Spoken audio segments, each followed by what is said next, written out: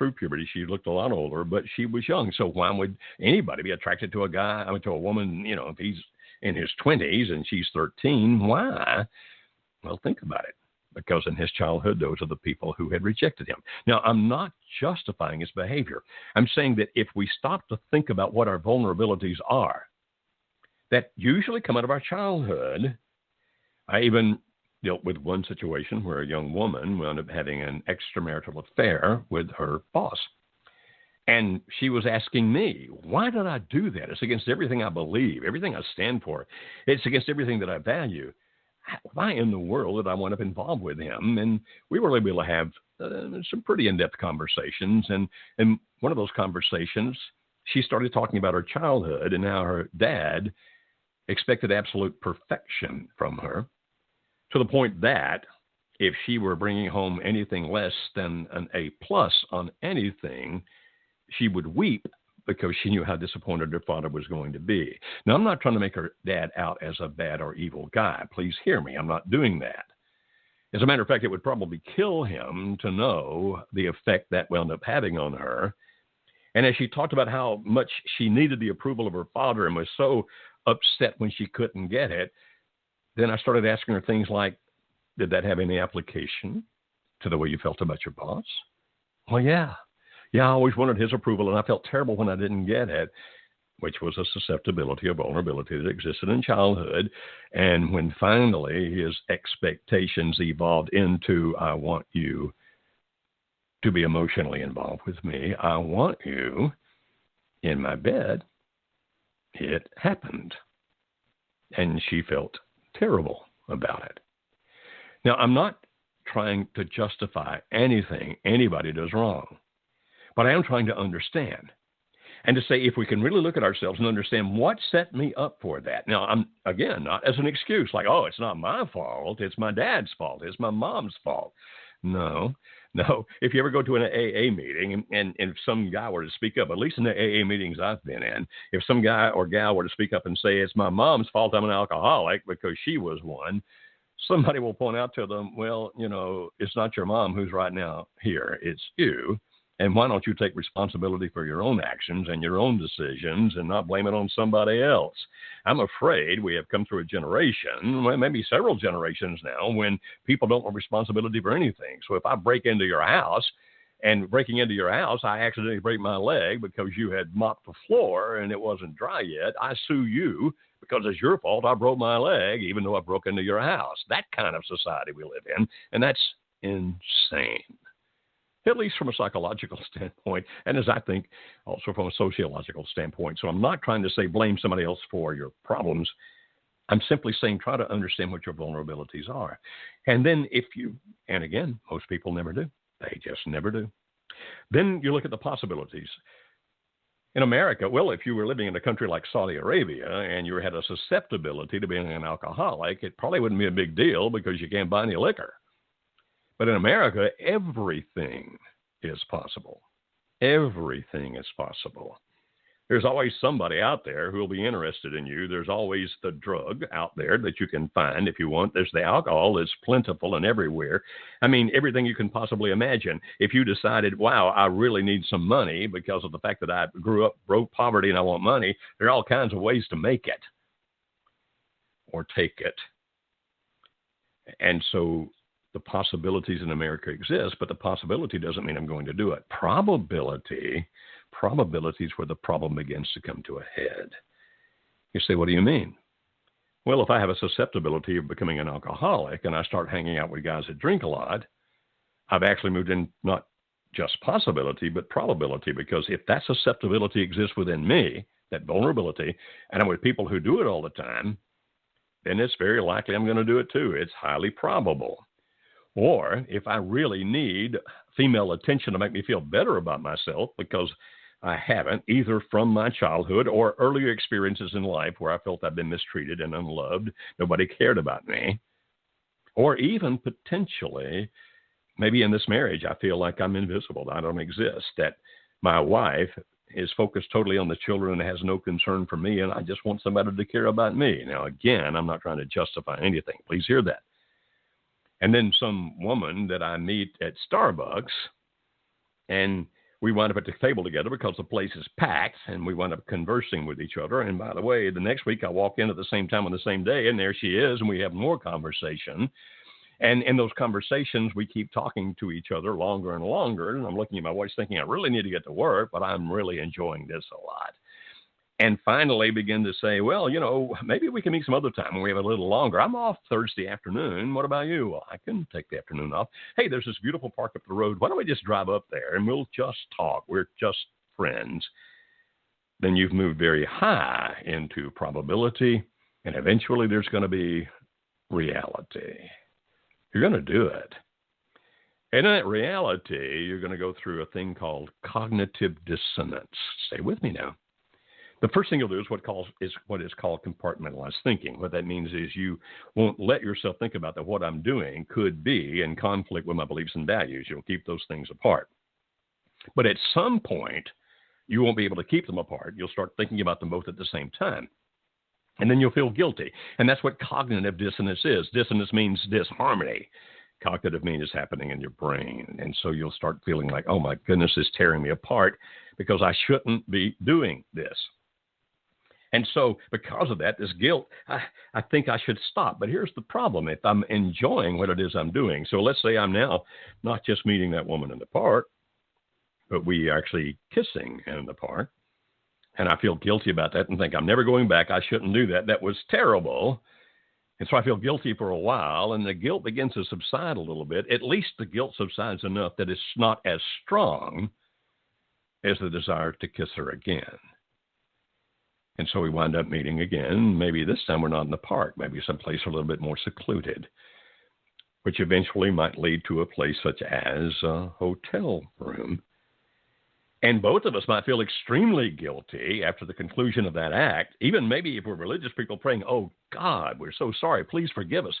Please help us not to do this again. And we promise you we won't do it again. And actually mean that prayer when you pray it. When the guilt begins to subside, and that desire to do it again. Actually, I created a word for it. I call it afterlust. It's when you start remembering the part of it that you liked, that fulfilled some need in you that typically existed from childhood. It could be later than that. And it's taking advantage of that, it's filling that. And so the next thing you know, you're back doing it again. As a matter of fact, as you're headed toward doing it again, you're telling yourself, I'm not going to do that. I promise I'm not going to do that. Until finally, you can't even lie to yourself anymore. So you just shut down and go numb. You don't think at all. And you get there and you do that thing again, whether it's infidelity, whether it's illegal drugs, whether it's getting drunk on your rear end, whatever it might be, you do it. And you pray again, oh God, if you're a religious person, I'm so sorry. Please forgive me. I promise you that I'll never, ever do it again. And then you wind up doing it again. And after a while, you don't pray anymore. You don't pray anymore because you figure God doesn't want to hear from a hypocrite like you. And so you move out of the cognitive dissonance, but the way you've moved out is not by straightening up yourself and going back to your beliefs and values like that was wrong. I need to leave that and go back to the person I was before, believing and valuing what I did before, being a good guy, a good gal, not the one I'm becoming now. But instead, what happens is you actually change your belief and value system. You modify it to make what you're doing okay. So, for example, if I'm now involved with this other woman, but I'm married, I might start rewriting history about my wife, remembering only the bad things about us and not the good, even convincing myself that, I never was in love with her, and telling myself all kinds of different reasons that I married her. Rewriting history about this. If somebody were to say, hey, remember the time we all went up into the mountains together, several couples, and we had a blast, I'll be thinking, yeah, I had fun with you guys, but man, my wife was a drag. You don't know what she was like when we go to the cabin at night, and such, et cetera, et cetera, et cetera. So that you actually begin to harden yourself toward anything or anyone that might lead you back to your belief and value system. And so if people in your church are saying, thou shalt not commit adultery, maybe you quit going to church, or you find a church where people don't talk about that thing. And you start avoiding your old friends that would be really angry with you if they knew you were doing the things that you're doing. You start making new friends, if any friends at all, that actually are okay with what you're doing. Your lifestyle begins to change, and a lot of things you didn't do before, you did now. And if you were barely drinking or not drinking before, you might wind up drinking a lot more now. If you had certain sexual inhibitions before, they may be gone in this new relationship, because once you cross the boundary, there really aren't any boundaries anymore.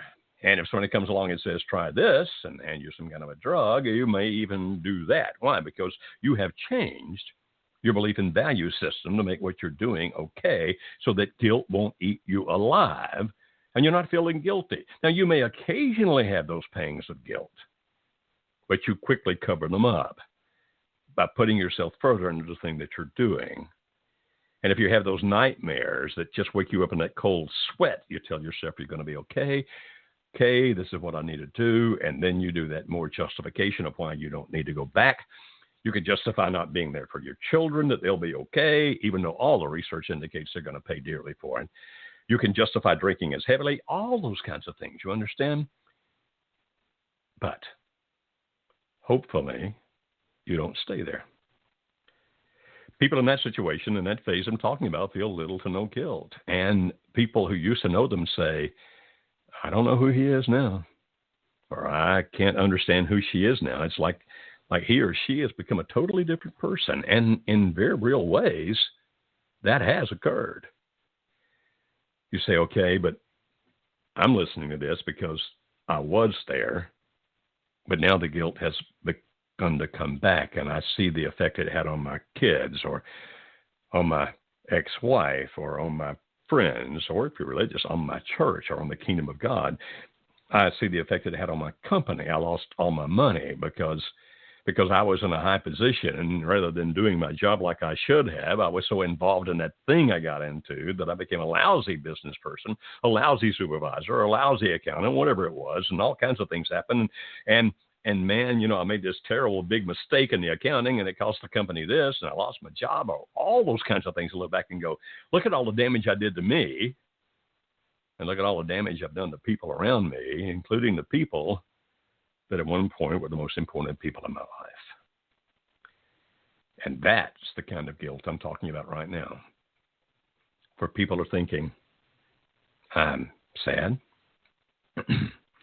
As a matter of fact, I'm avoiding people that I care about because it just hurts too much to be around them, because every time I look at them, I think about what I did. So maybe I'm now telling my wife, you deserve a whole lot better than me. You need to go find somebody else. You don't need to be around some scumbag like I am. Maybe I'm thinking I'll be around my children some, but I don't want to be around them too much, because maybe they'll become what I am, and I don't want that to happen to them.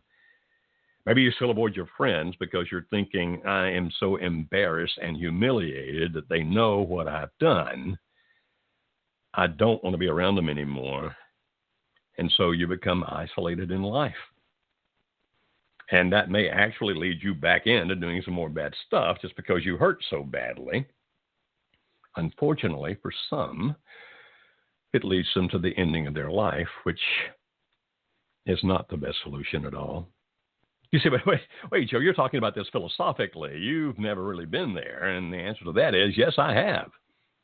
I did leave my wife and my children. It was many years ago now. I did go off and live a lifestyle that was completely foreign to everything that was me before that. My belief and value system. I mean, I was drinking heavily. I was stealing drugs. I mean, like people's Valium and narcotics like painkillers and things like that when I had a chance. And occasionally the illicit drugs when somebody else offered me, but mostly that was marijuana back in those days.